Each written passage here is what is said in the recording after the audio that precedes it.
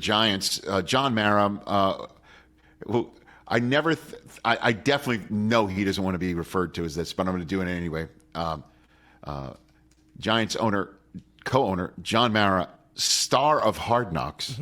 He was all over Hard Knocks. Okay, but it was great. He was himself. You could see he was, laying bare concerns. And this is a guy that would, never wanted the Giants on Hard Knocks. I don't think ever. And so he was laying out his concerns to Joe Shane, and it was all being laid bare for all of us to watch. Okay. So now, as we know, Daniel Jones is their quarterback going into the season.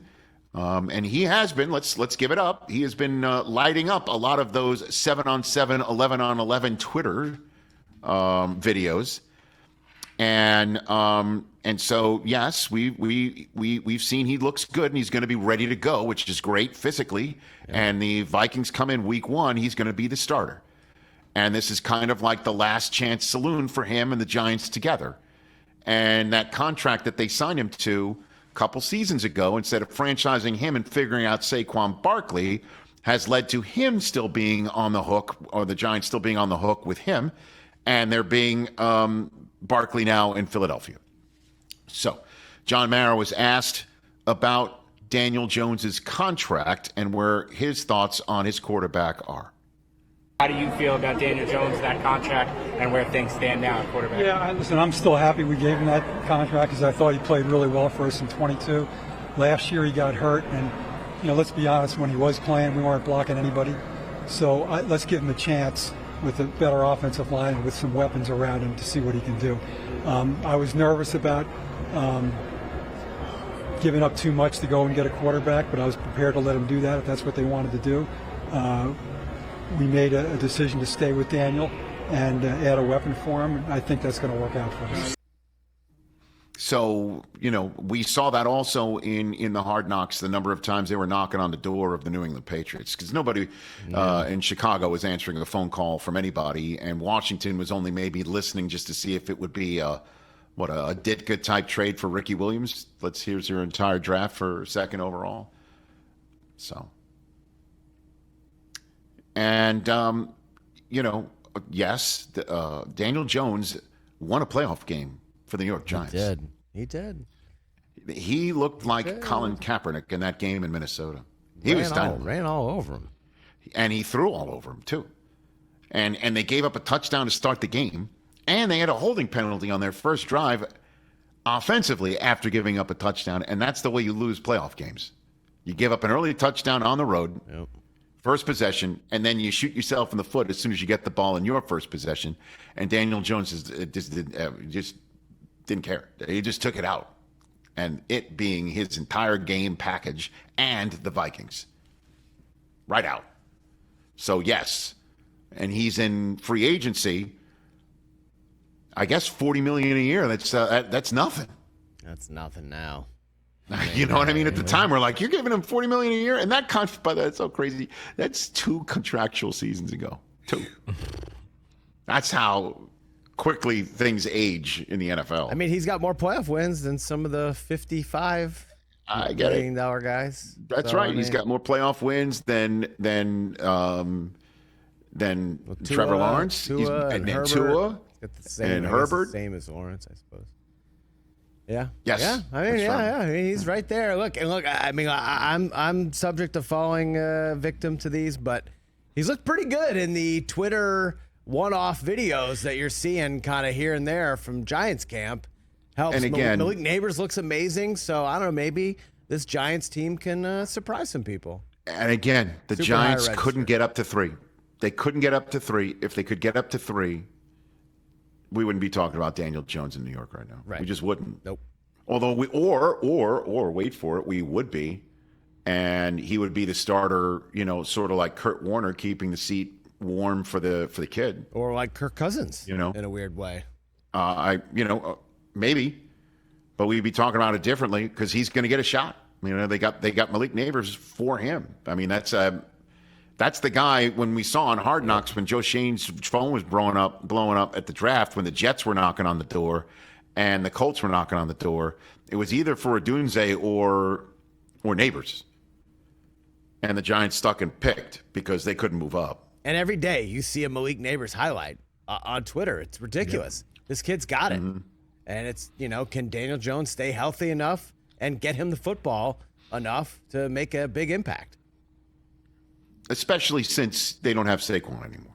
Well, they got a guy named Motor. And we watched that all play out on Hard Knocks. John Mara was asked about this too. We saw you weren't necessarily on board with the plan to let Saquon walk. I'm just curious, does that raise the stakes at all, with Joe making that decision if it doesn't go well for you guys? Not really. Every year there's going to be a personnel decision that I'm not 100% in favor of, but at the end of the day, you let the general manager and the coach, particularly if they have a unified conviction, make the decisions, and then about it later. But that was the decision that they made, and no, I wasn't crazy about it at the time. I didn't want to lose him, but I understood what their philosophy was, and you got to let them do their jobs. Hey, you know how I feel about owners who delegate, hire the people, and let them do their jobs. That's the way to do it. You know what I mean? Like, that's the way you do it in the NFL. You don't do it in fantasy football. Nobody gets anybody. That's why the Joneses run the Dallas Cowboys like a fantasy football team. They're like, we're not hiring anybody else to do our jobs that we want to do for our team, putting it together. Saquon in Philadelphia, is absolutely going to put a pressure point on the New York Giants if the Giants are struggling offensively and he strolls into MetLife in the middle of October and starts crushing for an Eagles team that is now much better, and he's a missing piece for Philadelphia. And that will definitely put the pressure on, But Daniel Jones is the key to all of it. He's the key to all of it. If Daniel Jones can show up like the guy in Minnesota, even though Barkley's not there, with everybody else who is there, and Daboll is the guy who's dialing up the scheme, and all he's got to do is give the Giants, 2 touchdowns a game with a couple of, field goal, like give him 21. Give him 21. 21 to 24. And let the defense that Joe Shane has put together with Brian Burns and Kayvon Thibodeau and the rest of them, let them go to work. Protect the guy.